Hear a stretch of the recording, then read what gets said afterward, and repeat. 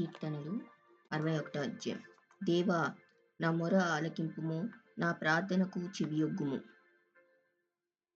నా ప్రాణము తల్లడిల్లగా భూదిగంతముల నుండి నీకు మొరపెట్టుచున్నాను. నేను ఎక్కలేనంత ఎత్తైన కొండపైకి నన్ను ఎక్కించుము. నీవు నాకు ఆశ్రయంగా నుంటివి, శత్రువుల ఎదుట బలమైన కోటగా నుంటివి. యుగయుగములు నేను నీ గుడారంలో నివసించెదను, నీ రెక్కల చాటున దాగుకొందును. దేవా, నీవు నా మ్రొక్కుబడులు అంగీకరించియున్నావు. నీ నామమునందు భయభక్తులు గల వారి స్వాస్థ్యము నీవు నాకు అనుగ్రహించియున్నావు. రాజునకు దీర్ఘాయువు కలుగజేయుదు గాక, అతని సంవత్సరములు తరతరములు గడుచును గాక.